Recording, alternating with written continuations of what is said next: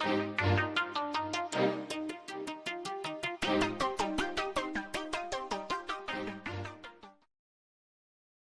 y'all, what's going on? It's the Coastal Critiques panel. We are back again to discuss this week's episode of The Real Housewives of Salt Lake City. It's season 6, is this episode 8? The Salt Lake City Soup Man? Is it? It's episode 4. They just on Peacock.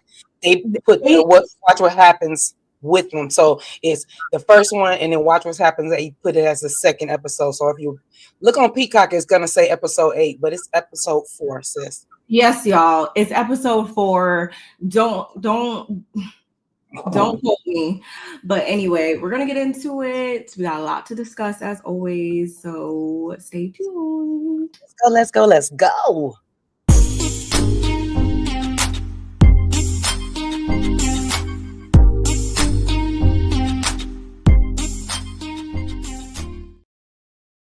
And we're here. Yes, we are. We are here. Oh my God. I just love talking about this show. Unfortunately, the Gemini in me though, like half of me is like, yeah, this episode was cool. Great. But then the other half of me is like, y'all kind of got on my nerves, arguing the entire time. So it's just, I don't know. I'm torn, but nonetheless, as always, they've given us a lot to talk about, y'all. So we're gonna get into all of the conversations and the slurs and all of the insults that were hurled back and forth. We'll get into that. But before we do that, y'all already know we need you guys to do a couple housekeeping things, which include liking the video. We are streaming from both of our channels, so make sure you like on both our channels. Subscribe on both of our channels. If you're on X, come on over here to YouTube, like, comment, subscribe, share us with all of your people. Drop us some comments. We're trying to get back into the algorithm and everything. So drop us some comments. We would love to talk to you about like something that we said and also the episode or in general. We both have been putting out quite a bit of content. So make sure you go to our channels and see some of our previous uploads and stuff like that. I know my sis has a lot more coming this week. I also have some stuff coming this week. I did have... We both dropped this morning or this afternoon. My sis did her Bell Collective this morning. So if you are familiar with that, then go on over there and show her some love on her Bell Collective recap review. And then also I dropped, was that Potomac this morning? And I also did like a quick little like Wendy update too. A lot has been going on in Bravo, y'all. Yeah, it's kind of crazy down there right now. So you'll definitely be seeing me have a lot of these discussions and bring up a lot of what I'm seeing roll out in the blogs and stuff like that. Because, honey, like... It's not a gift, but it's the gift that keeps on giving. It really is. And I need to continue to look up and check to see if pigs are flying because, you know, you might know something and then you have no idea. Y'all know what I'm probably talking about. So, yeah, y'all. What did you think? Oh, let me put our banner up here. Make sure you're following us on our socials. What did you feel like about the episode, though? Bringing it back. Well, let's start off with, excuse me. Let's start off with the title. The Salt Lake City Soup Man. Huh? What are you talking about? What you huh? I was already confusion. Shout out to Jamie, that's me. I was already confusion when I saw that. Mm-hmm. Salt Lake City Soup Man. Okay. I was like, we're gonna get a good soup. It's probably gonna have some good seafood in it, and it probably is not gonna have any it's gonna be a soup, but it's gonna be like a gumbo soup. That's what I was thinking. I didn't know what to think. I was just like, here we go. Whatever. I'm telling like this season, these past couple seasons of Salt Lake City, like, I don't know. It's just still, they're giving us that nostalgic, just fun shade. It's just so fresh. I hope it stays that way. I think it will because them girls, as we found out today, are very dramatic, very wishy-washy. Sometimes apologetic, sometimes receiving of it, sometimes not so much. I mean, it's a up and down roller coaster, and you just never know what we're gonna get. Even if we watch the preview, you just still never know what it means. So yeah, I give this episode, I'm definitely gonna give it at least an 8.75. I can get up there. I can almost give it to a 9. It's just the bickering got on my nerve, and I couldn't get all the way into the reading like I wanted to do because I like that type of stuff. I'm into that type of thing, you know. So I mean, we got the readings, but I didn't get the. I wanted them to elaborate on the readings more. I hate you. I didn't say that. No, you talked about my kids. No. Like it was just a lot of that after a certain point. It's just like I'm not about to write all that down. So It's not. Please don't. It might be a little it might be a little different, y'all, because literally the entire episode was basically one scene, one setting. And literally, I didn't think about that. I paused it around like I want to say like 20 minutes, like halfway, and I was like, is this gonna be the whole episode or like what? Like I'm like, I feel like we've been here for a while, and even how it began, I feel like it was really cool. Like we didn't really get much of it. I feel like an intro. It was just like boom, Whitney in the kitchen, and then et cetera, et cetera. There was no, usually, you know how they play the music and they pop in over here. These people are doing this, and it's a little bit of this, a little bit of that. I just, it felt little clips that the clips that we said that we were enjoying. Yeah. Yeah. It was just, it opened up kind of like weird for me. So y'all let me know if you guys picked up on any of that or what your thoughts were. Again, rate the episode, let us know in the comments or in the chat. We did have one person, hey, smiling with Erin D. Hello. Thank you for being on time earlier than us. If you've left the chat, thank you for leaving us a comment and letting us know that you came to see us. We really appreciate your view. We appreciate you stopping by, and please come back. Yes, and tell a friend. We definitely appreciate you. So yeah, let's jump into it. Like we said, right off the bat, Whitney opened up the episode. She was going down memory lane with Justin. She was also arranging some really pretty flowers, and she tells him how she wants to get the ladies together to enjoy some wine and to spread the love after, you know, Lisa's loveless event. She just wants to kind of get the good vibes going in the group again. And what better way than to do that over, you know, wine and sunshine and nature, right? So she sends out the invitations and everything, the floral arrangements. And I thought it was funny because, I just lost my sis, y'all. While we wait for her to come back, let me just say that the invitations, none of the ladies, with the exception of Angie, could actually make out the signature on the invitation. So I thought that was very, very funny. Sorry, y'all. I thought that was very funny. And I also thought it was funny how I want to say it was Angie also that said, like, oh, is this a proposal? Like that really did make me laugh when she said that. Nonetheless, as we said, that's it for the opener. Everything else falls under this one scene with them down at Whitney's event. Oh yeah, smiling with Erin. You thought it was funny too. I thought that was definitely a kiki to me. But it is now the day of Whitney's telepathic tasting, and she had on this little pink dress with a cute bow. I wish it was a cute like bow detail in the back. I wish I would have gotten pictures. I am kicking myself for not getting pictures of everybody's outfits. But I thought her little pink dress was so cute. And so all the ladies that are coming in, we're seeing all of the fashions. One person in particular, they had an interesting ensemble.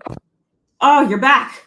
I was like, what happened? It said I got up to grab my drink, and literally, like I lost my sis. I look at my thing. It says it looks like you unplugged your camera. That's what it said. It was like devices not connected. I was like, what? So yeah, just I'm back. I was listening because I got us on multiple devices. Did you laugh when Angie was like, "Is this a proposal?" Oh, like I don't with the flowers. I don't know why I laughed, but it really made me laugh. And what dude say? He was like, "Oh, I don't know." Like, read the card. I don't know. It could be. I don't know. I don't want to hurt your feelings, but it could be. Whose was the worst and whose was the best as far as the outfits? Oh, I'm kicking myself because I didn't upload any pictures of. This is unfortunately. Aaron with the questions. Oh, that's a good question. You for asking that. Do you want to go first, sis? No, you can. Or you can even go with what you don't like. I'm trying to remember them. You can go. Okay, so let's go with Meredith, the one that Mary said looked like she was a virus. The mini skirt was really short. I feel like the bottom was too short for how heavy the top was. I wasn't mad at the jean flower the pattern on it. The boots matching with it. I wasn't even mad about that. I think I was more mad that the skirt was too short. I'm a woman of a particular age. Me and Meredith are around the same age.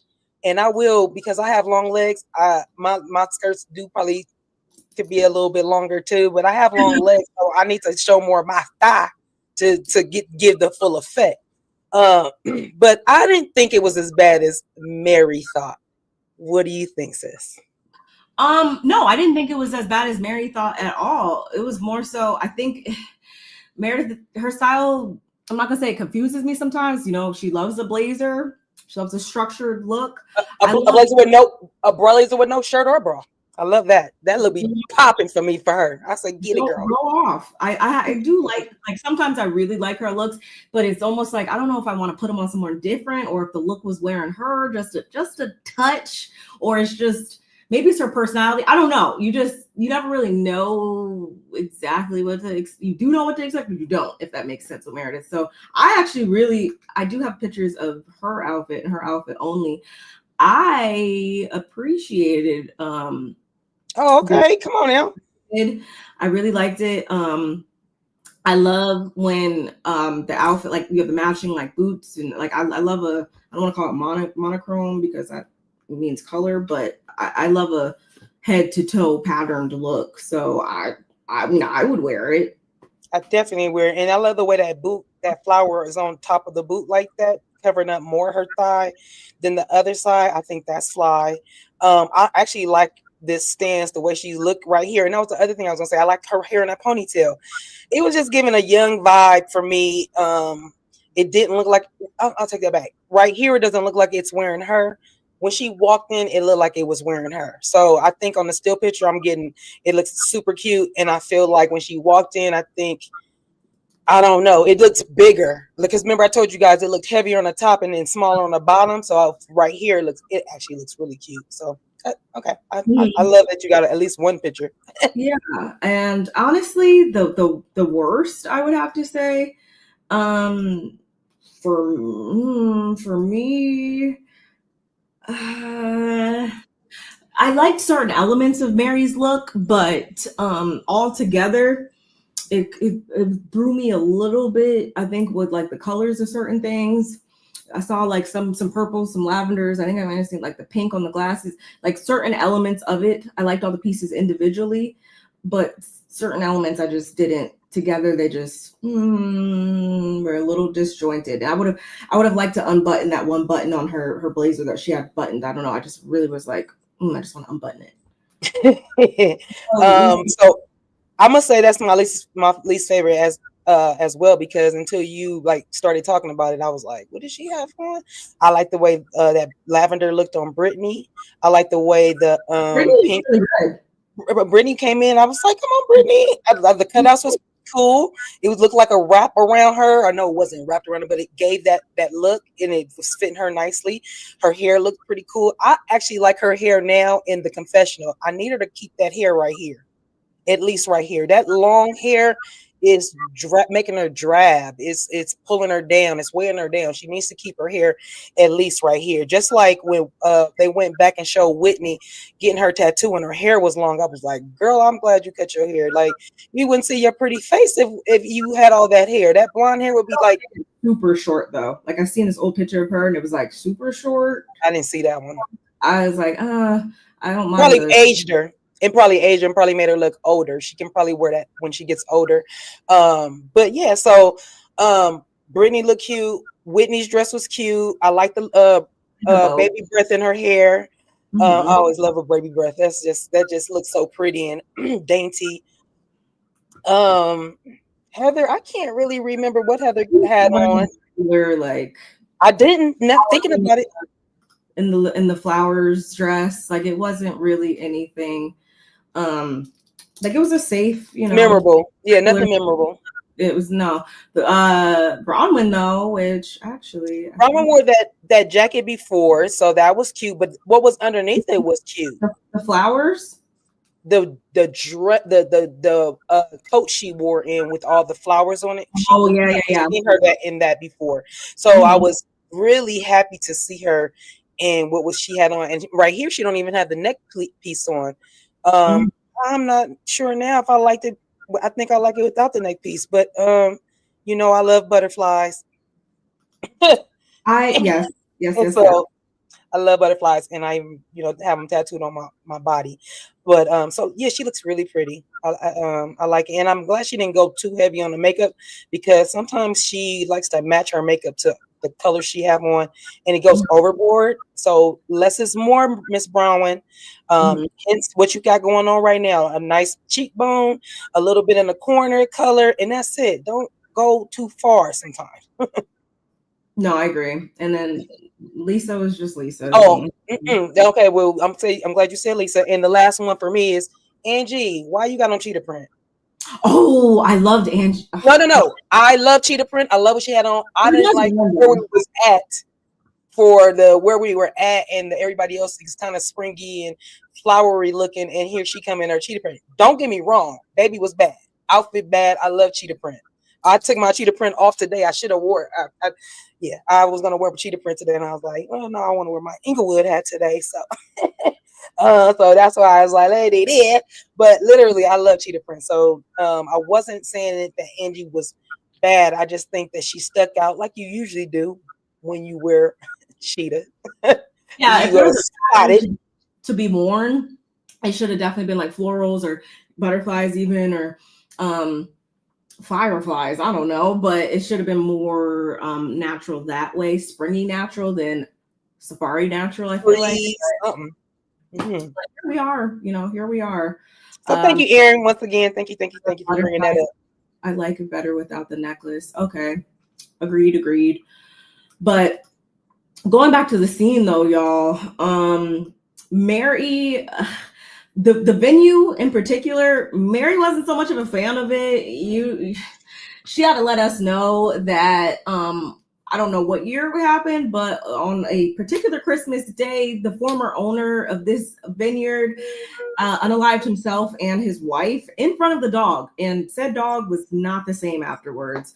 You got to leave it to Mary to always give us a nice something we didn't ask for, but something that we appreciate. Thank you for that history lesson, that very colorful history lesson. That did make me laugh. And Angie, when Angie came in, if you guys noticed, she had this plastic like tote box of stuff, and I'm like, here we go with the props. But she brings that in and she puts it underneath this table that has a tablecloth and stuff, so you can't see. And obviously, if you guys watch Housewives, we're gonna come back to that. That's gotta nothing good can come from it. Everybody knows when you bring a prop, nothing good comes from it. Go ahead, sis. No. I totally agree.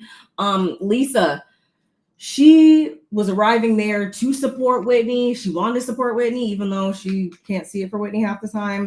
She wanted to support Whitney. However, Angie, she's been so nasty to her and so rude, and she's just done taking a high road. So Lisa's energy throughout this episode, I feel like, was a little bit subdued, or her at first before they started arguing was a little bit subdued. I don't know if you picked up on that, but it's just like it's kind of like if she's not being Lisa, if she's not Lisa the main focus or whatever's going on, then she kind of like fades into the background, or kind of is just like, oh, Lisa's there. Oh, like she would say certain things and would kind of get lost in the conversation because it's just like if it's not about her, she just fades into the background to me a little bit. She cracked me up by saying, yeah, leave the car running. Leave the car running because I might. That was funny. That was funny. Leave the car running and don't like go far away or whatever. That really did make me laugh, and it spoke to the fact that she's seeing the dynamics, I feel like, in the group kind of change and shift. And she probably, we're like four or five episodes in by now. We obviously know, with that being said, that she now understand why she said that like this season it was just different and stuff. I think she's starting to really notice like, okay, I see the position that everybody's playing this season. I see I'm be, the target for XYZ. So I feel like but I don't feel like she's going to go down that easy. Like, I feel like she's going to hit us with something crazy in about 2, 3, 4, 5 more episodes and to reclaim her position back. Absolutely. She has stuff in her arsenal. She is not letting nobody win. She's just gonna, she's just playing coy and watching everybody else moves and seeing when I should make the move.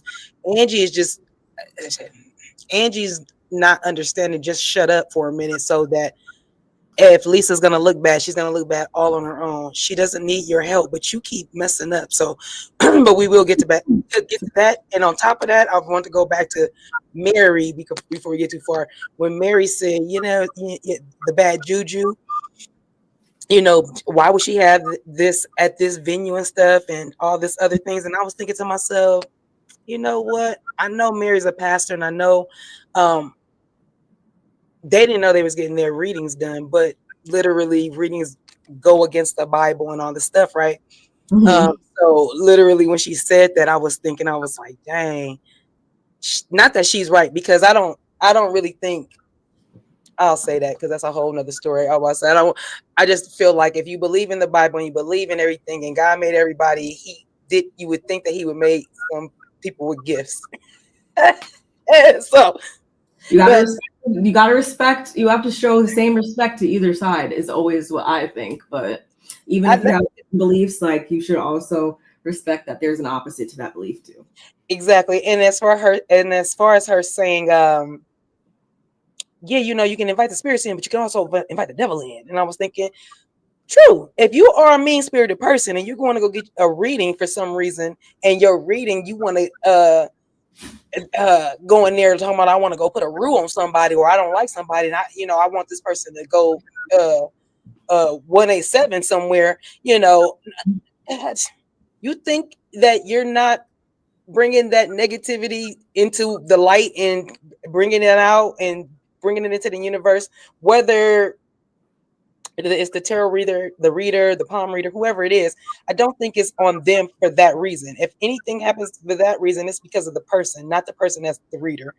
But I just wanted to say that because Mary cracked me up. But then there was things that was happening that I'll refer back to this moment where she said it's bad juju, and I don't, not only because of the owners, it's just bad juju. But we'll push on. Okay, interesting. Mm-hmm. I mean, with bad jujus and all things considered, this is also the first time that Meredith is seeing Lisa since the bomb that Angie dropped, which obviously she's going to address. She's going to get to the bottom, especially since they are two people who said that they were starting off this friendship anew. And with that being said, they are supposed to be fully transparent and come directly to one another if there's any issues and stuff. So it's about to get started. And then Whitney, she addresses all of them by actually opening up and telling them about how, she used to be this really young, wild, and free, lighthearted spirit. And as she was reflecting on that, she realized, she's just not that happy anymore. And she really wants to get back to that young, wild, and free soul. But we also have to remember that when she was that young, wild, and free soul, that's how Justin unfortunately lost his job. And that made her feel like, you know, she had to change, she had to conform, she had to kind of mask that side of her and stuff. But again, she not living under that anymore. She's going back to the, you know, young, wild, and free self that she wants to be. I don't see anything wrong with that. She also tells them that she invited an intuitive consultant, as we were just kind of speaking about a little bit. His name is Terrence. He's going to give them all readings. That was her. She wanted to weave in as many elements that she like loved. And that's something that she has an appreciation for. So I thought that was, you know, a nice little cherry on top, even though, yes, there's bad juju's out there, y'all. But nonetheless, Mary, as we said, she wasn't here for it. But did you kind of peep that? I don't know if Mary told them that she didn't want to do it, or at least she didn't tell Whitney, because remember in the end when she walks out and Whitney's like, oh, I guess the last person, like, she, you know, just left or whatever. So I don't think that Mary actually told them that she didn't want to do it, but whatever. Because I think Mary was going to be a good sport about it until she see exactly what, like if it was going to be a group setting, if it's going to be one-on-one, when people come back, what they're going to say, is it going to be freaky, you know? And then when everybody's coming back with what they're coming back with, she wasn't like, oh, I'm definitely not doing it. So nobody really knew that she wasn't doing it. She didn't put her foot down like, or make a big scene about, oh yeah, I'm part of the church, I'm not getting down with this, you know? So I was proud of Mary in not doing that, because you know, back in the day and in their day for their seasons in the beginning, Mary didn't get down with the stuff that the girls was doing. She'll be like, yeah, I'm sitting over there, I'm gonna be over here. She, you know, if it don't touch her spirit to be there, she don't be there. So for me, I feel like Mary is opening up, and she's, you know, she's trying to be a team player. Yeah, she could have just been like, I don't even want to be here at all. I'm getting back in the car, and driver, keep on driving. So I can see how, yeah, that might have been the case where she was kind of like feeling out to see like, because I do feel like she is in an era of growing and being open and kind of more easily persuaded. I feel like once she realizes that she's in a safe environment, I feel like you guys have to remember that she came into this entire franchise with all the fingers pointed at her, calling her a weirdo for, you know, marrying her step grandfather and stuff like that. Like everything was out to, you know, make her look bad in that regard. So I feel like as she feels more and more comfortable, she sees like, oh, you're not going to stab me in the back, okay, cool. She's just, yeah, she's warming up to everybody, and with that comes her, you know, engaging in certain activities and stuff that they have going on. This actually, no, I won't do that, because I could have used this as a segue into that that photo shoot that I was telling you about before, but I'll wait until the end. Okay. Anyway, so out come the wine pairings. Actually, as fast as we said that, now I kind of have to not eat my words, but again, Mary math. You know, wine, they got the cheese, they had, you know, some smoked salmon, etc., etc. Mary said that she ain't eating any raw salmon though, smoked or not. She not here for it. She actually heard somebody say it was no, she asked the lady. Was it tartar? The lady said yes. But when she introduced it, she said it was smoked salmon on a waffle cone. And that's what she said to her. It came to the table, it's smoked salmon on a waffle cone. Then they brought the wine out. Then Whitney said, well, eat that and pair it. Put a little bit of wine in your mouth, which I don't like to put drink in my mouth with my food. That's just me.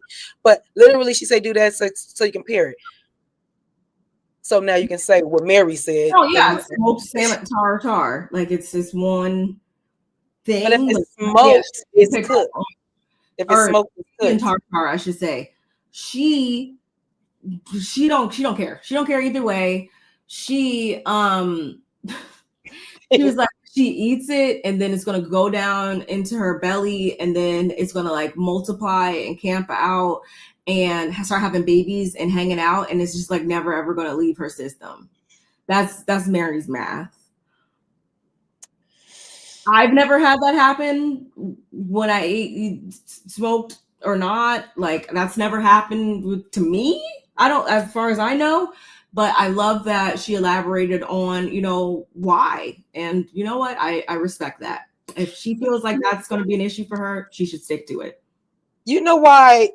You know why freaking Mary is funny? Because she keeps a straight face when she does so.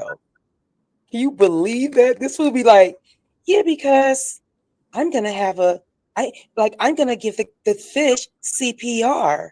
And when I give the fish CPR, I'm going to do the thing to the, like, with a straight face.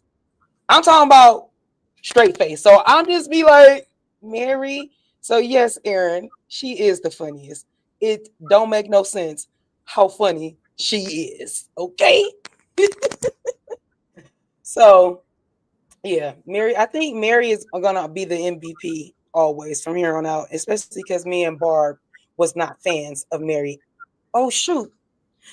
Okay, so my thing is unplugged. Hold on. My thing's saying low battery. Hold on, y'all. Give me a second.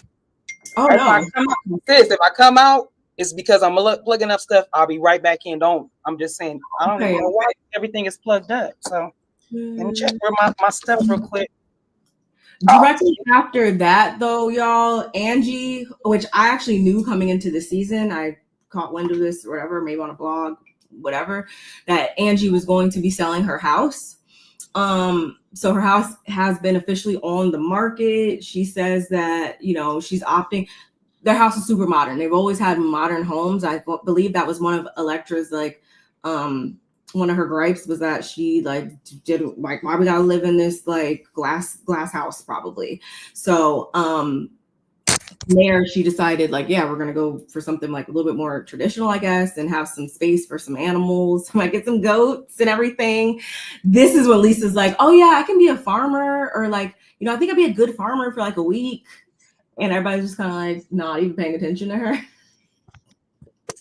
How you gonna be a good farmer when you eat Wendy's every goddamn on day, girl? You.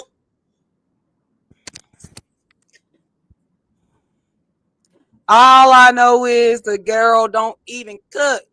You gonna farm for a week, girl? You can farm for 1 hour, a week, a month, a day, 1 hour, Lisa. Never. Mm-hmm. Mm-hmm. It's just so crazy to me. And again, though, Angie, I think she has a beautiful home. I understand, though, how it can, I feel like in that type of home, too, especially, like it probably feels like you can't, really do anything. You might mess things up, or it's a lot of glass. It's just a lot of like delicateness around. So I feel like that has something to do with why Electra's probably like, yeah, let's move. But again, y'all, Angie's house, I already knew she was selling her home even before the season started. So based off of that, I already knew that. Did you report that, or you looked that up? Because I feel like I knew that too already. I don't remember how I knew that, but I know I knew it. Like when she said it, I was like, I know. I don't remember why. I feel like it was I don't know if it was in the last season or the season before that when she went about that house. Something about that house. It was on the show. It was like I seen it on like the blogs or somebody. Or maybe she said it on Watch What Happens Live. Yeah, it was like something outside of the. Yeah. Because that wasn't a shocker to me either. Because I remember. But go ahead, sis. Mm-hmm. So, but again, y'all, Lisa, she thinks she could be a good farmer. I don't know why. Brittany, we also know that Brittany, she's a real estate agent. So she pulls up the listing or whatever, and she's like looking like, well, it's priced pretty high, and it's been on the market for like 200 days. Like, why didn't you enlist, my help? Like, why, I'm a realtor. Like, why didn't you ask me to help you or whatever? And number one, Angie's like, my godchild's mother is my agent. So yeah, we go way back. Like you and I, we just started being familiar. And then yeah, that was like reason one and two. And Brittany's like, okay, you know, it was just a question.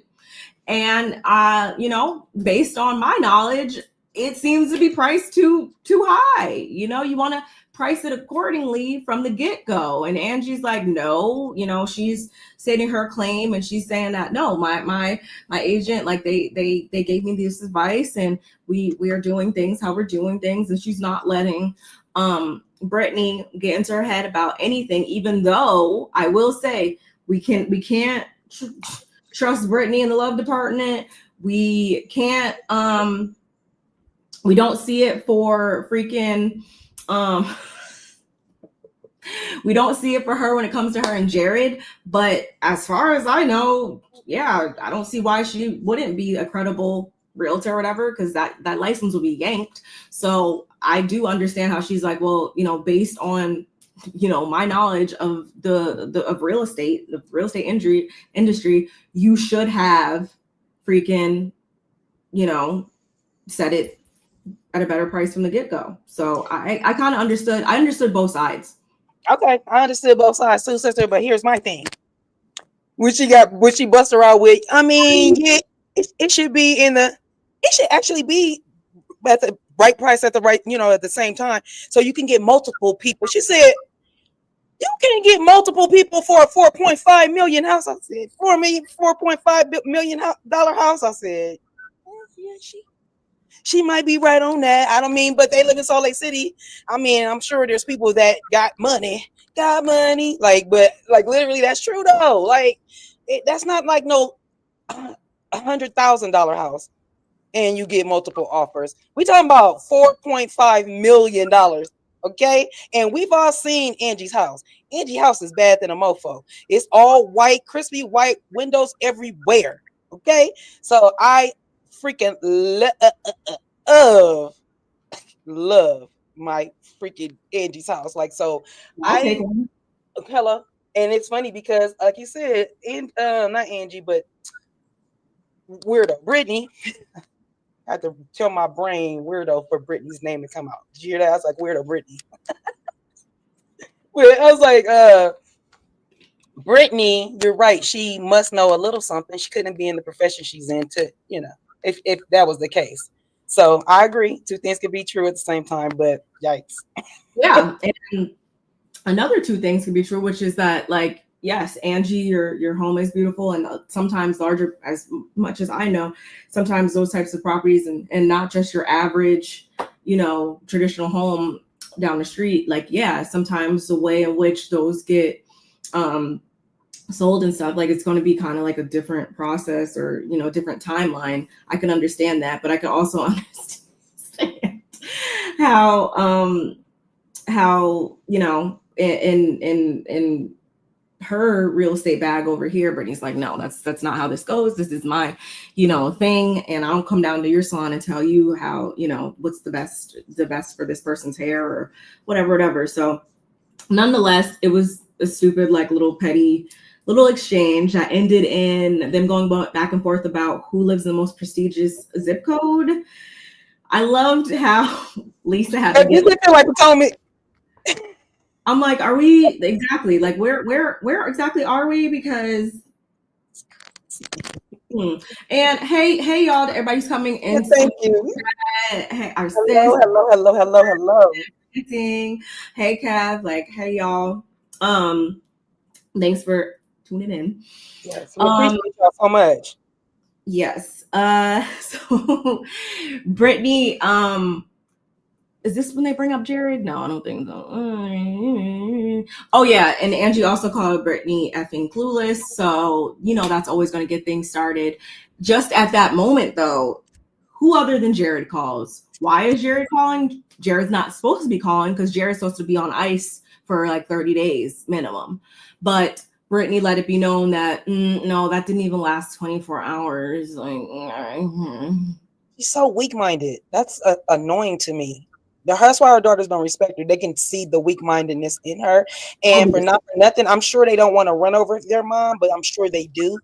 And when you run over your mom and you don't really want to, but you can and you do, you can't respect that. And that's probably why they be like, you turn into mush when you got your boyfriend. You literally spineless jellyfish. And I'm gonna need for Brittany to at least hold off a week, girl. I get it. You want to be down and all that good stuff, and but your daughters need you. For real. And thank you so much for subscribing, Smiling with Aaron D. Shout outs to you. I also see that you produce quite a bit of content as well. So make sure you go over there, y'all, and show Smiling with Aaron D some love and a subscription. I bet you always subscribe because I was like, I know that name. I do. He's like, that's so messed up. And I love how Bronwyn was like, this bitch gonna call me a gold digger all this time. And because we find out that Justin and Jared, they recently hung out. And what was revealed during this hangout was that, according to Jared, Brittany only really comes around him once they break up or whatever. They only get back together and for her to get a vacation or a gift or whatever. Like, she's in it for the gifts is kind of what he was getting at. And I don't know why she started crying. Like, I feel like that was not, if it's a lie, then why cry about it? This, curse him out in the text real quick and block him like you were supposed to stop talking to him from the get-go. But for whatever reason, she just like, that's so messed up and that's not the case. Whatever. I was already subscribed. It even says all on mine. I was like, I know Smiling because I did that and I went to go hit subscribe and it said all already checked off. I was already subscribed, my love. Yeah. We love that. So, and I do not lie about my age, cousin. My birthday's coming. I'll be 53 next Monday. Oh my God, it is. Oh my God. Yeah, my birthday's Monday. My dad's birthday is Sunday. That's so yeah, so make sure you guys send over your happy birthdays. Yes. Las Vegas. So right at this moment, though, the floral arrangement falls off the table. Not once, but twice. So I feel like this is some of the things that you were getting at when you were talking about Juju. Because, I mean, yeah, I'm sure the wind was blowing or whatever, but no, that floral arrangement fell right to the ground. And obviously it interrupted them enough to take notice. So again, Terrence, he's been brought there to give the ladies some readings. It's now kind of coming towards that time of him doing that. And there's I think it was Brittany. Yeah, Brittany went first. And what he told her pertains to her daughter, Olivia, who's 19. She has a 19-year-old and 23-year-old, because I've been kind of curious about how old her children were. But her 19-year-old daughter, Olivia, there's a wall up. There's a barrier. Like, we know that neither daughter talks to her like that. But right now, there's a real big point of friction between her and Olivia. And she needs to do what she needs to do as a mother to make that right, which is why I don't understand. Like, and I've heard, I haven't seen, but I heard that Brittany was getting she was getting drugged in her comments and stuff like that, which honestly, I'm not even mad at you guys for doing that, because it's like, I'm like, do you think it's cute to be an ancient mother? Like, and I don't care that your kids are grown. Like, clearly this has been your MO for quite some time. And I can't imagine a world where my mom, like, I want to understand exactly how that manifests itself and what actions. Like, are you and Olivia supposed to go get ice cream and then Jared calls and you're like, oh, fuck you, Olivia. I'm going out here to go, to go with Jared, and like what is it? And then hunch, but act like we don't hunch. Like, what is it? Or drink or anything. The funny thing is that Brittany doesn't care what the comments are saying. Let's be clear, because she had Whitney touching both her shoulders and telling her, your daughter needs you. I don't care, not for nothing else. She needs you. She's crying out to you. You need to at least take a break from your from him for at least 30 days and give all that attention to her. Yada yada yada. She's dead in her face. And we both said she was looking past Whitney when she was saying it. So you think these comments mean anything to her? No. Falling on deaf ears. That is a good question. Do you remember Garanimals? Of course, Garanimals. Learned how to pair my clothes as a kid in the late 70s and early 80s. Interesting. Oh yeah, I'm old. Because if they tell you the age, let me see. Garanimals probably was out. I probably was in elementary school, or maybe in junior high school. So that's the late. That was in the 80s. Yeah, Garanimals. Yes, I do. Garanimals. Barb was not here at all. But thank you for that, Kev. And shout out to Anson Windsor. I hope I'm saying that right. This was a filler episode. Angie versus Lisa was so bad. The reads were bad. ... Soup face. I don't want to say it's a filler episode because and you might have missed me saying this earlier. It's like half of me is like, I usually if this was any other franchise, and maybe this makes me biased, I would be like, this was a filler episode. Are you guys serious? But it's like because there was still some tidbits in there that I feel like we could talk about. And honestly, the part that pisses me off the most is that a lot of the things that Terrence were saying, like I had no idea about a lot of those things. It's making me be like, okay, I wish we could have spent a lot more time this episode talking about those things than going back and forth about who's cut each other lower than the other. That's because you know why they was doing that and why this happened and why it got out of hand is because they was drinking that wine. And no, I'm not trying to say it like that because I like a drinking. I like alcohol, and wine is, it has alcohol in it. But and if you not have a lot on your stomach and you're drinking, sometimes you get that courage, and they both had that courage that day, and it was overbearing. That's why no violence, but they almost need to be slapped, Bob. So they can be like, what the hell just happened to me? You just got slapped because you keep talking and I'm trying to tell you something. Like like I said, we don't want to promote violence, but that's what it was like. It was almost hysterical. I'm hysterical. I'm hysterical. It's like over y'all talking about each other. You can't be hysterical over y'all talking about each other. That doesn't work like that. You guys are in an argument. You guys are talking about each other. One of y'all gonna have to stop so that y'all can end it. Y'all both can't keep going at it like that. It's not gonna never end. That's what your friends are trying to tell you. In a minute, they're gonna drop both of y'all. Y'all not gonna be invited to nothing. Yeah, we didn't get a moment to breathe. Even when we thought for 1 second, okay, it's finally calmed down. It reignited that fast, y'all. And I say that because literally every single time somebody came out from a reading. Yeah, every time we would pan back from the reading room, funny, the group table, it was it got started once again. But at the same time that Brittany was getting her reading, Meredith actually decides, okay, I'm gonna just address Lisa about what I have to address her about. And she asked her, she's like, so have you tried to spread negative rumors about my family? Lisa's like, off the bat, no. And she's like, even last year, I felt like I was being a better friend to you. So I don't even know where this is coming from. However, glances at Angie. Satan looks like she might. Satan, I'm not Satan. I do my work in the light, not the dark. This is officially what got things started, y'all. And from Say it one more time. Say it one more time for the people in the back. What ignited it? This right here.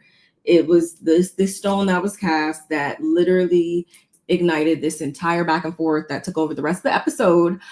To the point that Meredith was like, stop with the kids. You're hurting other people. Because they just start going at it, y'all. Wait, before, as I know we're going to skim through this part.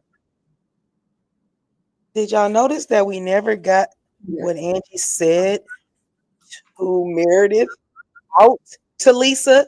Lisa was sitting there arguing down what never got said. Specifically, no. Nothing specifically was said. So it was implied based on her like seeing like, oh, you're looking like clearly you got in her ear about something, but no, she didn't say verbatim. Yeah, so I pulled Meredith aside and told her, no, she didn't get it out. So literally, this whole argument, we don't even know. Like that would have been that's why I said everybody was drunk, because you sitting there and they're sitting there arguing, and it's like, well, what did she say? And when Lisa says, and I put that on God, I said, girl, sit down. Or she was already sitting down. Shut up. Because you don't even know what she said for you to deny it yet. Go ahead. That's all I want to say. I really was like, we ain't even get what she said out yet. No, I agree. Heather surprised me just a touch in this episode, and I'll say that because she was a little taken aback by Meredith in this moment, because it's like, any other time you'd be ready to fly off the handle. I mean, can we think back to the Jen Shaw liking tweets and stuff? And, Lisa is somebody that would have this type of info on people. So she wasn't understanding why Meredith didn't react more strongly towards Lisa. Bronwyn, was Brittany still in there? Whoever was in there came out, and now Bronwyn goes in to talk to Terrence at the same time. It was Brittany, because Brittany did the flowers on Bronwyn. Yeah, she's like, your turn, whatever. And then she goes in there, and what she was told is that her mom is ignoring something on like her blood panels, and she needs to look into it further. And unfortunately, there will only be so much success as far as recovery goes. And he also tells her that her mom is her biggest supporter. She's always going to show up, even if it's not the way or the time that Bronwyn may want. So she has to let go and make peace.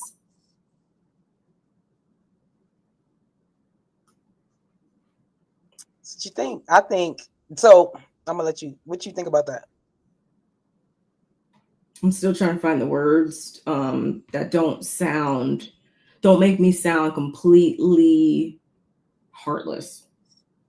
But what I will say is that no, I don't want to see anybody going through like health complications, and y'all need to go get your blood work done and don't be ignoring stuff when it pops up. Right.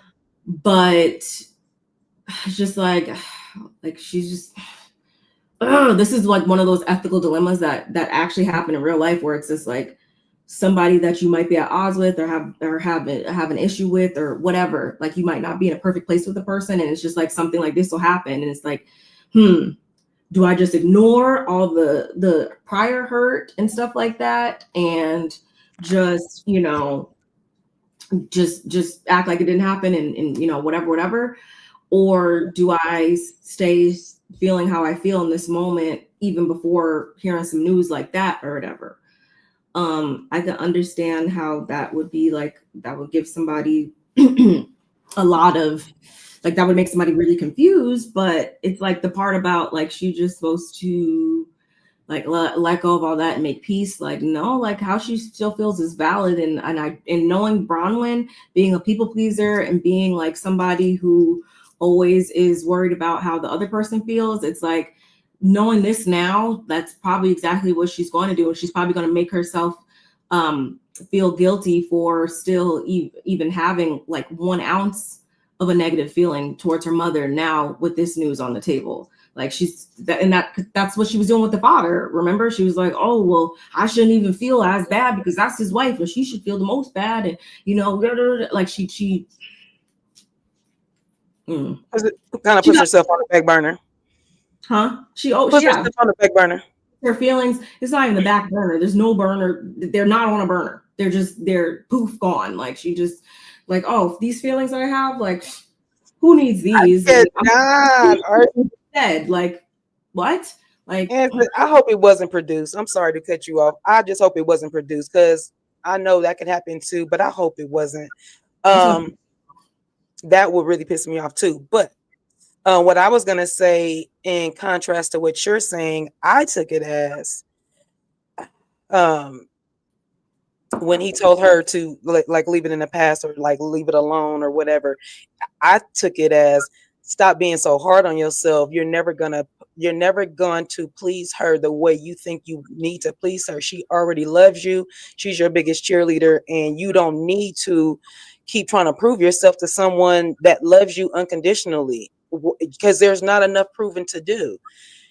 So I took it like, for me, more so than stop trying to tap dance for your mom. Stop trying to prove something to your mom. Just live your life. Just stop trying to do stuff to make her happy. Live your life for you. If she don't like it or she doesn't pat you on the back, oh well, somebody else will. And I know that's your mom. And I'm not saying she's right or wrong, but she's not going to agree with everything you do. She's just not.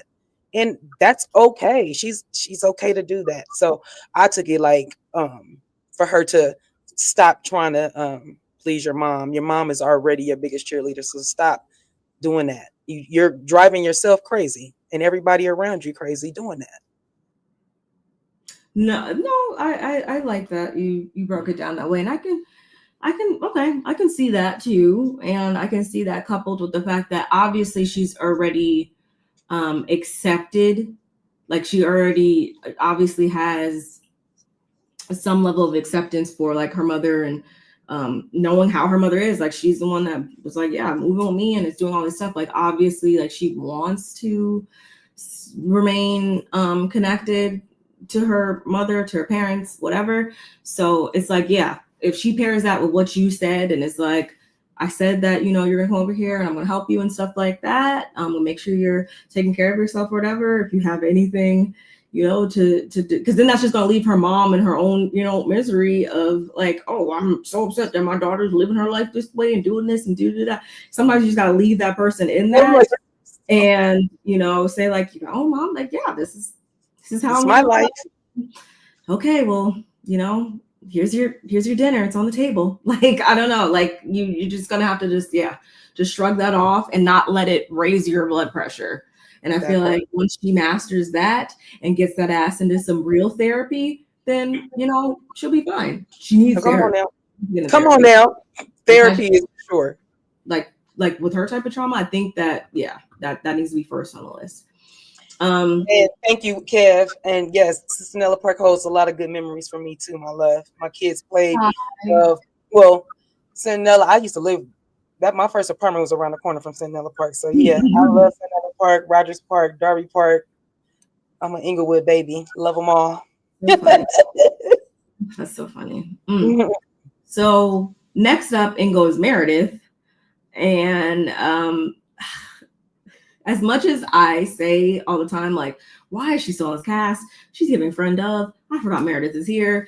I can't lie in these moments when she makes me laugh, because as soon as she walked in and she's like, I'm Meredith or whatever, and she was like, or was I not supposed to tell you that?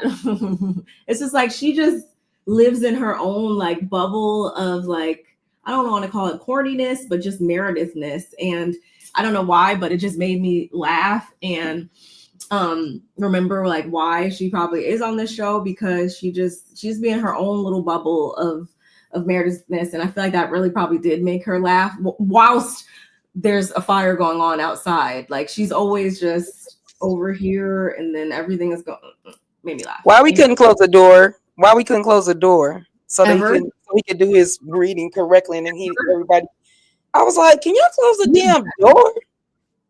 No, my ADHD would not have let me be like, I would have got up on my reading and been like, excuse me, Terrence.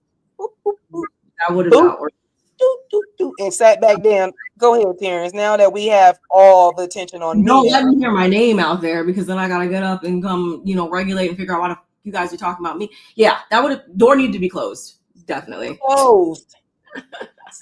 My God, I say, what are y'all doing? Y'all want, and that's what I think it was. They must have wanted them to be like, I better not hear my name because I'm coming out there if I hear my name. Like, girl. Mm-hmm. But speaking of that, before she can even sit down, again, they're ready to rumble outside between Lisa and Angie. And, go figure, because Lisa asked Angie, like, does she feel badly about anything? She already apologized. And Angie's like, I already apologized. And Bronwyn's like, well, she talked about her kids, her kids' product. And Angie's like, well, she talked about your husband's gout dick.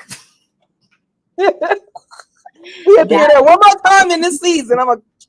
That was so funny to me. Oh my God. That's probably never going to get old. And that's why I know Kevin will probably disagree, but that's why I go for Angie and stuff like that, because she says, even though that was not nice to say, she says things and it's just like, where did you come? Huh? Like, you really have been practicing for this. And then of course Lisa's like, I apologize for saying that she's stopped it. Okay, Lisa. Anyway, or Lisa, she says things and I'm like, I can't help but laugh. Anyway, and this is when Lisa begins to lose it, y'all. She's going off about how Angie started it. She's done. She's walking off. She could really take it low, and Angie's just jealous, etc., etc. This is pointless, like just literally saying all these different things. And because prior to this, I want to say one of the things that Angie brought up was Lisa's alleged facelift. We found out in this episode she doesn't have a facelift. She just has threads on like 12 threads. 12 threads, 6 and 6 on each one, unless she got 12 on each side, but I would think 6 and 6 on each side. Which that's just a temporary, like, it dissolves, snatch thing type of yeah. Like you're gonna be snatched for like just a little bit. So she let that be known, of course. And I want to say, was Angie standing up by this time? I think she was. But did I miss the part? She stood up first in the beginning. I mean, early on in that argument, she was standing up. Did I miss that part? Oh, did I miss the part of Angie throwing the cards? Was that before or after this? I don't remember. Plastic.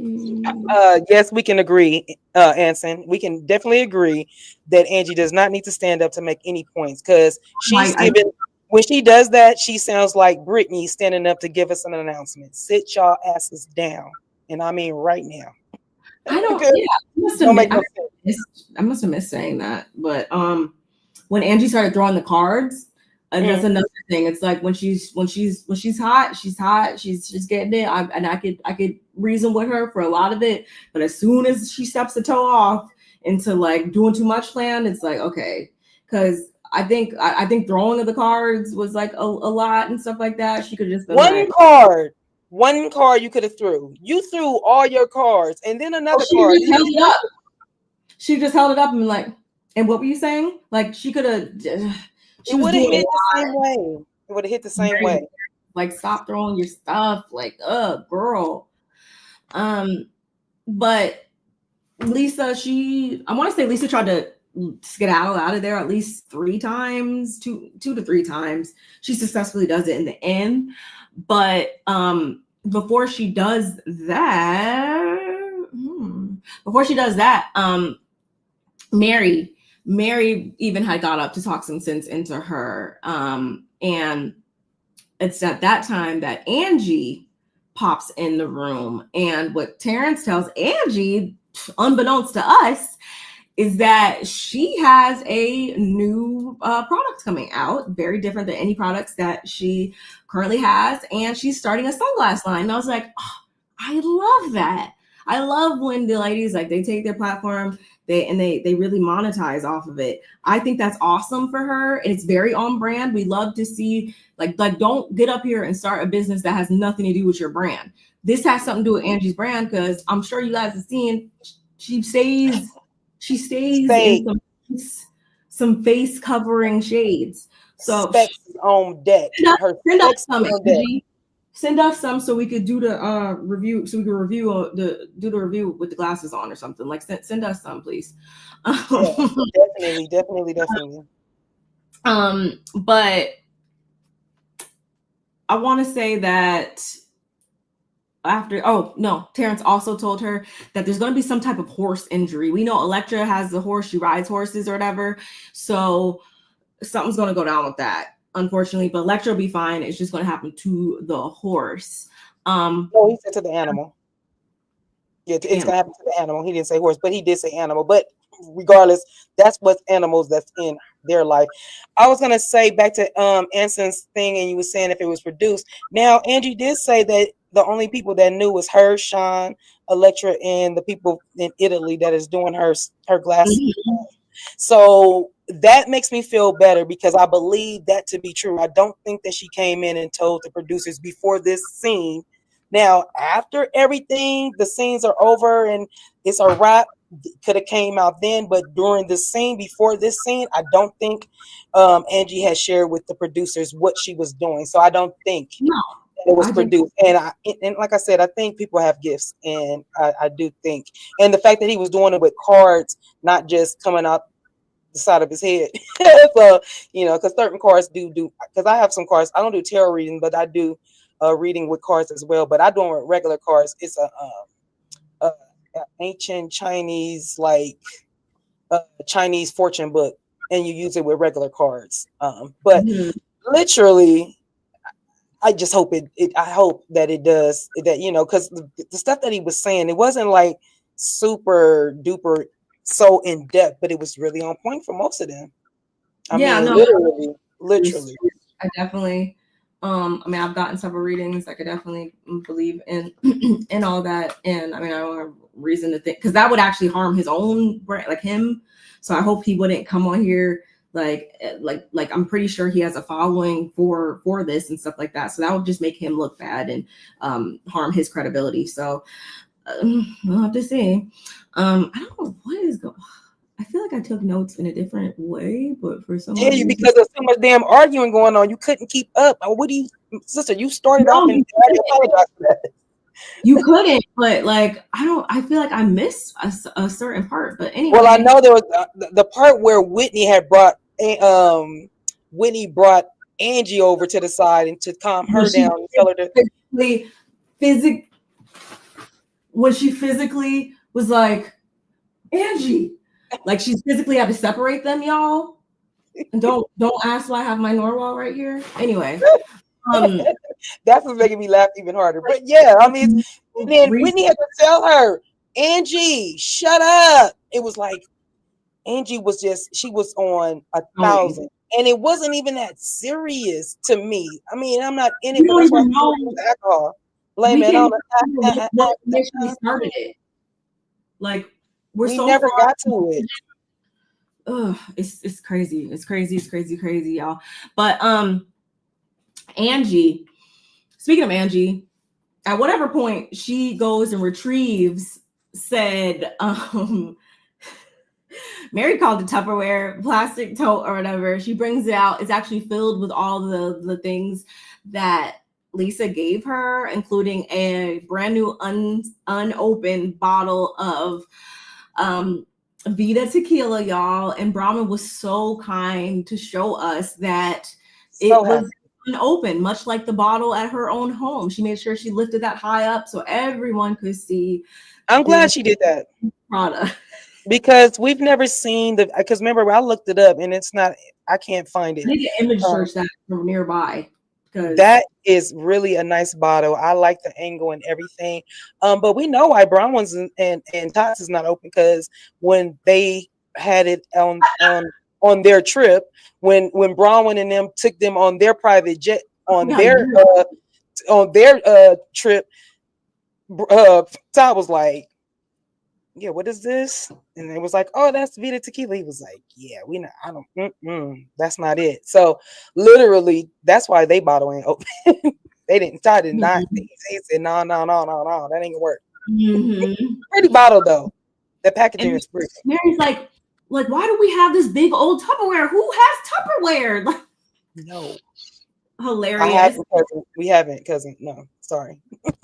It's like, yeah, okay. But in this moment though, Mary had been trying to uplift and calm down Lisa on the side, and they even hugged, and she's like, oh, thanks for being so motivating, whatever. Goes right back to the table and gets right back in it. And then they start arguing about hair and Kastanevas and how Angie's, jealous that she has the partnership with Kastanevas or whatever. Who's my best friend? Ben Affleck? Like, you're always talking to him, huh? I guess she was obviously implying that her bestie is supposed to be the head of Kastanevas. She's like, let's call the head of Kastanevas right now, and I'll tell her how upset you are. Kastanevas, I think, arson is a product that hair. I don't want to say product, but what is the product line? Yeah, I'm familiar with it, but I don't know what it is. It's a product line. Yeah, and I don't know, like, it's just not that it's not that yeah, it's like a high end, like professional, like, hairline. So I can understand, Angie's affiliation to it. I can also see how, like, okay, yeah, you guys are on this show, different brands are going to reach out to be represented by different, housewives and stuff like that. Like, this is nothing new. It's not that important, which is why Bronwyn let them know she was over it. She's like, you guys have beautiful fucking hair, both of you guys. The only person here with that hair is Whitney. Whitney was like, well, how did I get in this? My God, I can't do nothing right.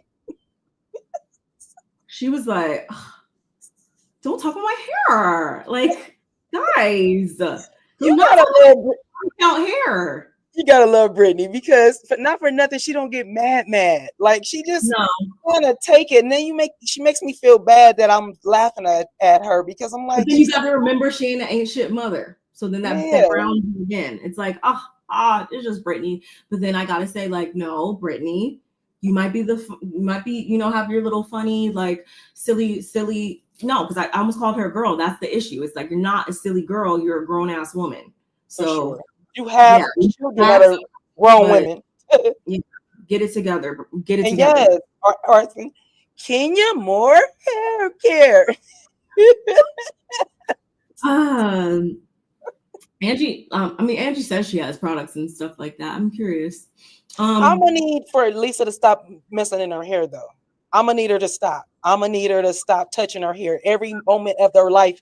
Every time she talks, every time somebody says something to her, she's grabbing her hair. I'm like, that's why Silk wants you, because that's all you do. And then Andy does the same thing. He always acting like a bootlicker and always telling her how pretty her hair is. Can I touch your hair? It's fine. It's thin. It's pretty. It's shiny, but it's thin. Not quit acting like she's doing something. But she did look cute in that last confessional when she had the two twists and it was more body to it. I was like, okay, Lisa, that's cute. You didn't see it? You don't remember? I'm sure I did, but it's just I never, like, even though I've gone up for her in other instances, like, it's never like I'm like, oh my God, Lisa's just doing it. But look at this hairstyle. Look at this. Like, it's always the same silhouettes with her. And that goes for the hair and for what she's wearing. So my eyes just don't even look for it when I look at her. And please tell me, was it a read when she was trying to comfort Angie's height? Bro, you not that much taller than her. I'm 3 inches taller than you. I'm 3 whole inches taller than you. That's not a read. I'm 5'2", 5'5", 5'3", 5'4", and I'm not coming for nobody's size because I'm 5'5" and a half. No, I'm 5'6" and a half. I used to be 5'7", and I used to, with my heels on, I used to be like 5'10". Now I'm not as tall. But what kind of read is that? You're short. Okay, thanks. So what, weirdo? Weird. It was really funny. I don't take Lisa for super tall either, so that was funny. But I think maybe that was her funny way of, like, poking fun at the fact that, Angie, you need to sit the fuck down because you're always jumping up, and that's what I mean. We're good, and then you get up. It's like, no, like, like you were good when you were sitting down. Like, you didn't even need to add that extra layer. It was enough. Anyway, Everybody looking for a moment. Everybody looking for a moment. I know for a fact something in here got deleted because I know I wrote that down, and I also know I wrote down because it didn't really, nothing really. Heather, when Heather went in there, we didn't really hear, like he said, like something about love when she was going to sit down, but we didn't hear, unless I'm crazy. Times I watched it, Heather, we didn't really catch all of the segment between Terrence and Heather. Fun, interesting. Interesting. Yeah, because she came back to the table and said that's some bullshit. Yeah, you're right. But I know you're absolutely right. I'm so annoyed that anyway, because Whitney was actually the last one, like we said before, when she went in, he asked her about like communication within the home and stuff like that, and you know why. I'm sorry. Wait, before you do that, didn't he say something about Heather and her love life? Yeah, like he said that, but he didn't elaborate. Like he was going down, he was like, love. He was like, her business is doing, or something about something, and then he said, but your love life, how's your love life is not doing good, or something. Oh yeah, or something like that. It was just a vague one quick little quote real quick, but we didn't go into detail like we did with the other ladies, which I'm like very befitting that of course it's Heather of all people, Miss right. To cover up black eyes and want to be the producing stuff in real time, like of course it's Heather. And she came back to the table. Then she come back to the table talking about, yeah, he said that I'm about to be the biggest boss and you guys are all gonna work for me. And that's when Bronwyn was like, oh, I think he got ours mixed up. Her readings yes. Yeah, I remember that. But Whitney though, y'all, he's like, what has you so stressed? Like, what's going on? And she's like, the business failing. And then in her confessional, she goes on to say that with Wild Rose Beauty, it was finally something that allowed her to feel equal to Justin, because I guess obviously prior to that, he was the breadwinner of the house. And she didn't realize how much she needed his approval, because when she looks back on it, he didn't show any interest in being a part of the company. And she really she needed that approval from him. And she actually kind of like, she loves him, but she also resents him a little bit. So it's really just hard for her to talk to him about these types of things, because she said it in this scene that they have, communication is something that they're constantly, battling with or whatever, having issues with, which is not the first time she said that on this show. We know that they've had their bouts of, like, we definitely have seen glimpses into Whitney's marriage. So that's something I can never take from her. She has been open. So she gets emotional, obviously. This is, in my opinion, with her wanting to, go back to old Whitney and to really start anew and fresh and stuff and put this chapter behind us, she's going to need to have that conversation with him. But I feel like her feelings are completely valid. And I know that I know that type of dynamic, I know exactly what she meant by that. I've seen it. And I just feel like the only way that she's going to be able to come to terms with that is for them to have that conversation. Because that's also probably why in the moment when ladies are coming at her about the business and stuff like that and throwing it in her face, that's probably why she's so quick to pop off about it and stuff like that. It's a sensitive subject. And that might also be some misplaced anger, because like she just said, she resents him and stuff like that. So she just she's gonna have to come to terms with it.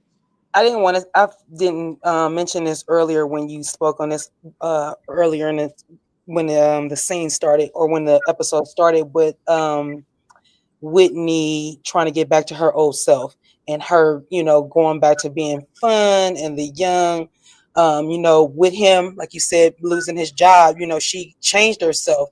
And like I just said, she pretty much lost herself. She tried to throw herself into her business. But if you don't have your partner, your best friend, partner in crime, backing you up, even though he did give her the money for it, but if he really is not like backing her up, believes in the product, or whatever the case it is that your spouse is supposed to, whatever you're into, and your spouse is not really backing you, that's a problem. Because I feel like you're going to start doing the thing that Bronwyn does with her mom. You're tap dancing and let me show you what I got. Let me show you. And they're like, yeah, that's cool. And you're like, well, shit. I feel like you're shitting on me when I show you this, but I'm excited about it. So I feel bad for Whitney because she's doing her best in her business. And maybe they just shouldn't have merged together because he didn't have the same passion for her business as she did. But I'm glad that she's recognizing that. I'm glad she wants to get back to the fun Whitney, because not for nothing, that's who he fell in love with. Stay true to yourself. You've been true on the show. You keep showing up for the show and not lying to us. So just go back to the fun Whitney, and like like Terrence told her, like things are gonna fall back in place. Everything is gonna be good. Just you're gonna have to be true to you. So basically put yourself first is what I get out of that. No, I can understand that, and I feel like it also speaks like that's a real issue. Like taking the reality show of it all out of the equation, y'all. That's like what she said is real, and I feel like a lot of it also has to do with you being the support system, and then transitioning to being the person that is needing the support. And a lot of times the person I feel like that gets the support initially sometimes doesn't even know how to be that support system because they're so used to being the support or whatever. So that can create friction and stuff like that. And I feel like that also breeds resentment too, where it's just like, I'm here all day, every day. Like everything that we have going on is to support you and your role and stuff like that. And now it's my turn or whatever. Like I expect to see you, in the stands cheering for me or showing as much like, yes, just genuine interest in what I have going on. Because every time you bring your funky ass home and are talking about what happened down at the office, or every time that there's a freaking a dinner meeting for work or whatever, like I'm there supporting whatever. Like, so it's I know exactly what she's saying. But obviously she gets emotional and stuff like that, and when she rejoins the group, like they were like, oh, like they see that she was emotional. See, I know these notes. Somebody came in here and deleted some stuff out my notes because this brings it's a bad juju. It's the juju from the show. It's what Here we go. Let me no, but what I wanted to say before you go into whatever you was about to say, did you notice that when Terrence was doing his reading, like say when he was talking to Meredith and he was like, yeah, there's somebody around you, you need to look out for. And Angie walked in and she was all in there like, and I was like, damn, is he talking about Angie? And then he said that to Meredith. He said that I thought he just said that to said this to Meredith. That too. He said it to Whitney. He said Whitney. Right. And so when he said it to Whitney, who walked through? Irony.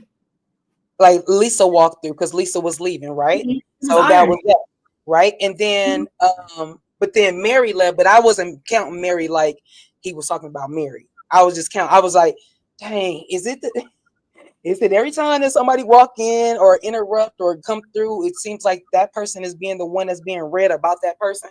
So yeah, I was wondering if anybody called that. I'd have to go back and see that part about or him saying that to like Meredith, but I know for a fact I wrote in my notes, I was like, that was so ironic. Oh my goodness, that was TV gold when Lisa walked in there, when he was saying that to Whitney. I was like, wow, okay, talk about timing. And then when Mary came in there, I just like that was just Mary being Mary, I feel like, and just having that same reaction we have to her whenever like she did stuff like that. Like she didn't care what they were talking about that or whatever. She was like, she threw her hand like, I'm not even about to say nothing. He over here reading. I'm not about to do none of that. I'm not saying nothing. I'm just about to get in the car, go get me some French fries and a fillet of fish from McDonald's and call it a day. No, I glanced over, I guess, was also when Bronwyn rejoined the table, and she was also emotional, obviously, and disclosed some of what was said to her and stuff like that. I did appreciate how they all gathered around her. Meanwhile, y'all are still arguing, but everybody else, for the most part, gathered around her. Even Brittany, she's like, yo, me and Brittany are literally over here hugging, and y'all are still, going at it. Like, what in the world? I just thought about that. I was talking about Whitney crying. So, but again, y'all, Lisa, she is, the entire episode was on her high horse of that she didn't say anything bad about Angie's family, that or Electra for that matter. And Bronwyn's like, please, like, I love you both in very different ways. And you both have said, you know, messed up stuff about one another. So just apologize to each other and fucking end it already. Like, goodness. And for whatever reason, Lisa's like, I gotta go. And that's when Lisa rolls up out of there. And that's also when, like we just said, Terrence says what he says to Whitney, which was so funny to me. Well, before Lisa rolled out of there, didn't Angie throw the horse? Did you talk about that already? Am I tripping? Might have.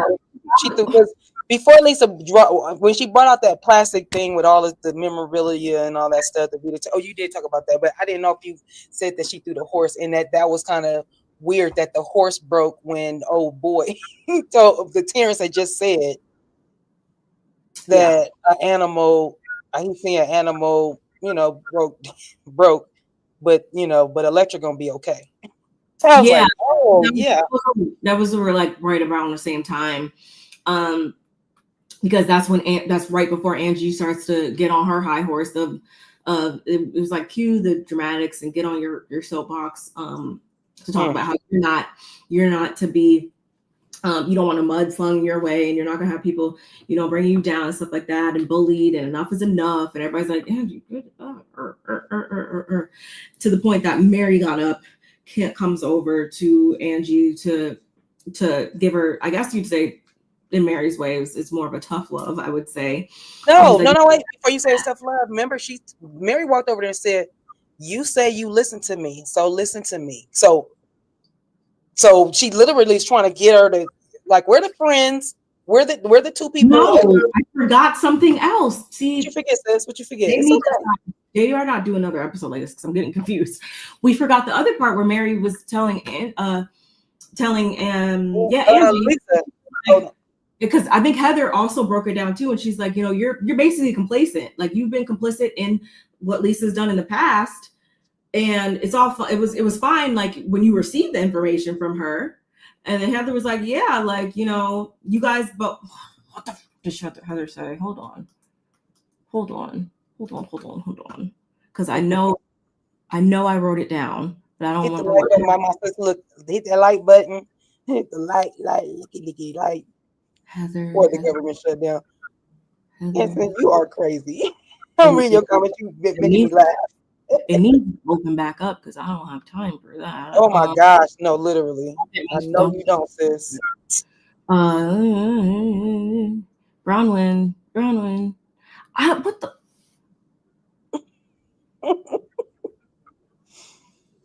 I was shocked that by you looking. I was shocked that Mary had took Lisa before she left and took her over there and talked to her. I was like, dang, that's how you know it was bad, because like, and they're hugging and stuff at the end of it, which, you know.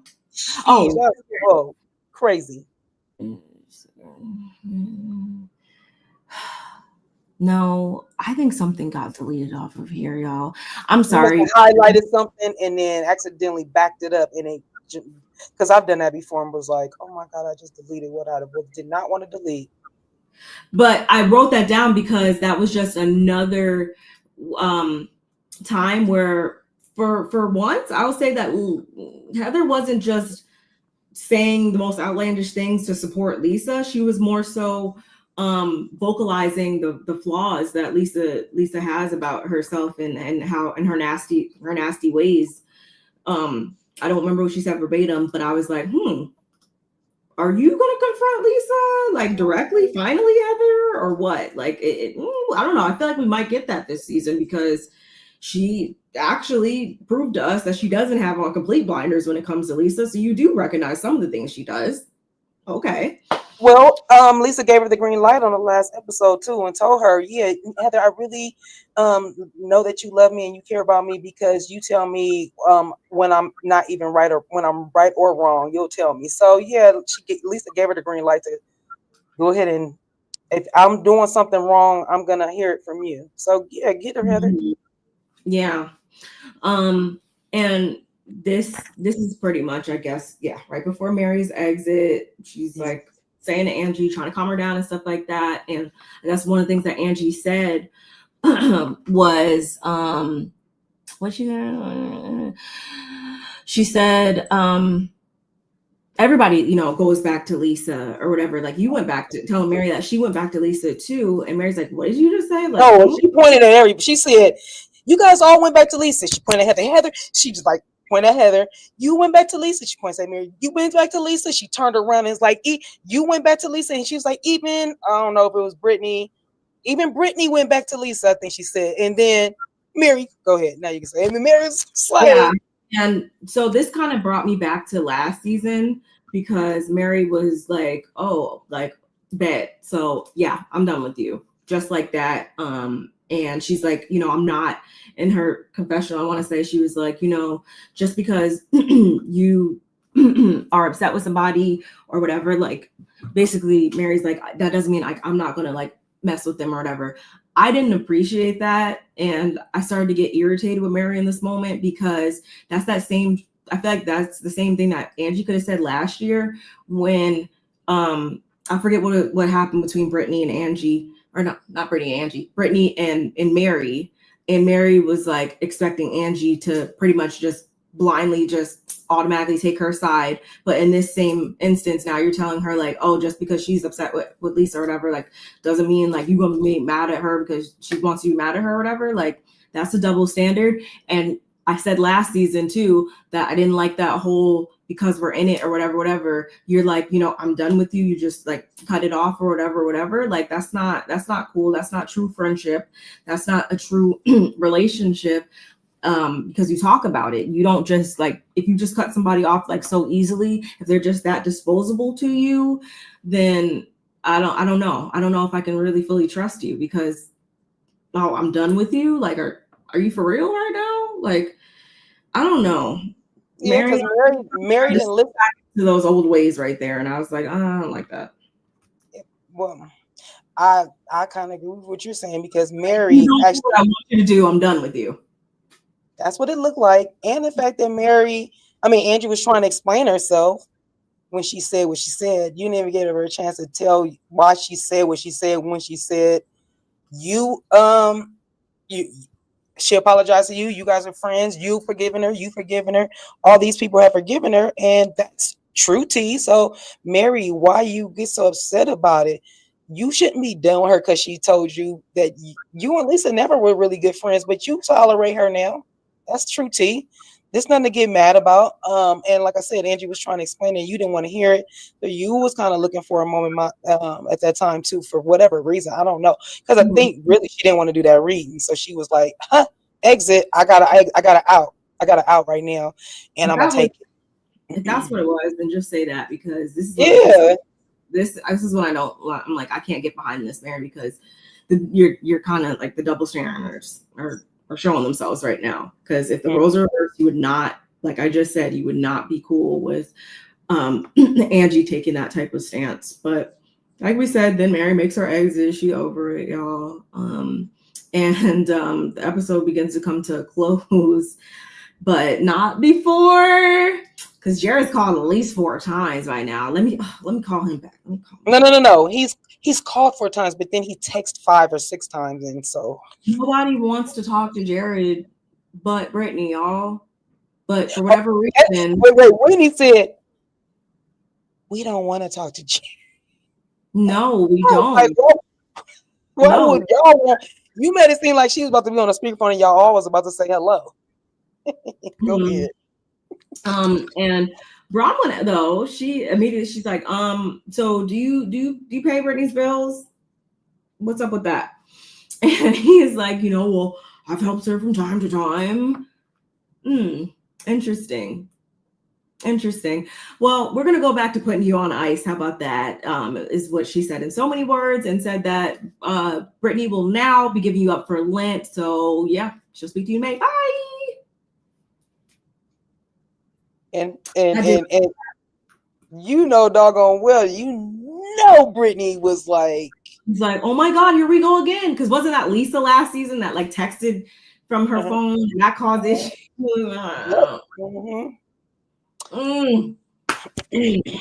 Well, look, sometimes you got to do what you got to do because she's not listening. She's not listening. So we're going to take over for you, boo. She's not at all, y'all. But that's how the episode ended, y'all. We still have a lot to go through for the rest of the season. But I did notice, and we'll end with this, y'all, that they being the cast, the entire cast, did a photo shoot. And they did a photo shoot, and it was actually cute. Let me show you. I'm excited. Let me see. Here it is. Okay. With Us Weekly, and I guess this was the cover shot with just like the. Oh man, wait, is there? It was supposed to be like a spin on. Hold on, let me find it, y'all. It's supposed to be like a spin on, I guess, the Desperate Housewives. They did one. Where is it? That is so funny that you said that because I literally was watching something last night, and Desperate Housewives is on it. I think it's either Hulu, Disney, whatever, something I was watching, and they were showing it. And I never watched it. Well, no, I watched the first season. I think I watched the first season and I fell off.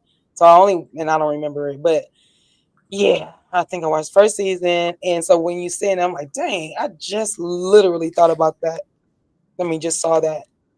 And remember how everybody used to be on Desperate Housewives. Oh my gosh. Yeah. So I remember the popularity of it, but like I was young and I was definitely not for it then. But I thought they looked excuse me, so cute, y'all.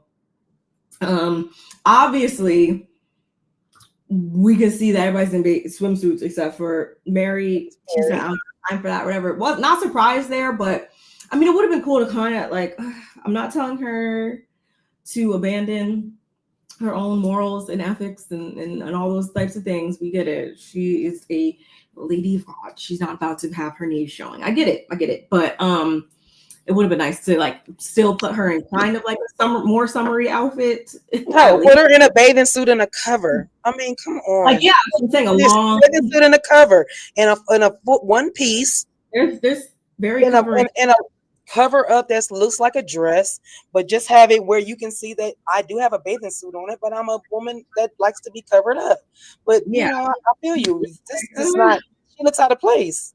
It does. But obviously, since we like them so much, it's like, oh my God, you guys look so great. But I just so I saw that this morning and I wanted to make sure I shared it with you, y'all. But they look so cute. And then obviously Angie and Bronwyn were there too. See how she doesn't even look like she belongs in that picture. I mean, it looks like she like came in, like she was like, oh, like, hey y'all, like I just wanted to see how y'all did. And oh, Mary, just get the pictures. Like that's how it looks. Yep. We know somebody or somewhere. Brittany's punching the air. She's trying to figure out why she wasn't invited. But they look really nice, I think. I was not expecting that. I don't really love how Lisa looks in this picture. I seen like a close up. Oh my gosh, yeah, that's not cute. And her face like got lost in there somehow. But okay. And her and just for the record, her and Angie looked about the same. The same height. What? Height. I mean, they do. Which they is both got on heels. It's like not that much taller. Mary's actually like the shortest one, but they all pretty much have on platforms except for I want to say like obviously Bronwyn is on the taller side, and I want to say Meredith too, if I'm not mistaken. Nice. This is funny. Oh, you can look right there. Lisa has on a platform, and I'm sure Meredith doesn't have on a platform, but look at how much more taller she is than Lisa. That's cute. I love that picture. I know. Pink is her color, like yours, sister. Yeah. I know that episode, and I love. Oh, clearly, I'm assuming this is soon, or this has been shot recently, right? So she's back blonde. Blonde. Well, you know, in the confessional, she's blonde, so that's why I was like, she go, skinny mini. Come on, skinny mini with the big tatas. Okay, Heather. Okay. But yeah, and then this is all of them. Oh, I love that. Super cute. Super and it's cute. nice. And also, y'all, like, I really appreciate the fact that we pretty much haven't had that many cast shakeups with this franchise. Pretty much everybody's there from the beginning except for you know who, and that's because she couldn't keep herself out of jail. She did you know what, and it had to go you know where. Okay. Exactly. So I don't feel I don't feel anyways about that. Please don't get my shit started on. Please don't do it. I feel like people keep asking whether or not she's coming back to the show. People keep asking Andy, and he is like over it. Like, yeah, no, asking me that. Like, he does not want that lady back on this show, and I completely understand why. It will be it's fine the way it is. Like, she doesn't even fit into the story now, in my opinion. Like, your fabulosity was a falsehood. So we don't, you know, like the Jamie Foxx song, I don't need it, bitch. I don't need it. I don't need it. I don't. I'm sorry. This is the original. Oh, it's so cute. Yes, I see it. I see. Yeah, so they put Mary with the Okay, I like the play on it. I think that is super duper cute. Yeah, I love it. I love it. I'm glad you showed it like that. That's dope. Yeah. But yeah, y'all, I want to say that's everything. Salt Lake City, as we said earlier, we both have some content that we put out earlier today. We both have content that's coming throughout the week and stuff. As always, let us know in the comments what you thought of our commentary, what you thought of the episode. Let us know if there's anything else out there that you'd like to talk about. Yeah, that's pretty much it. Follow us on our socials. Like, comment, subscribe, share. Shout out to everybody who was in the chat. We appreciate y'all so much. There's 52 people watching collectively, so I do appreciate that. Yeah, thank y'all for watching. I appreciate y'all time every time. Can I ask a fair? Go ahead. Ask away. Anson has a question. What's up? And then we'll end there. That's it. What's today? Wednesday? Yes. Nothing comes on today, I don't think, unfortunately. Wait. Miami? No. I'm going to go do some hair after this. No, you didn't ask that question. Okay, that's not a fair question.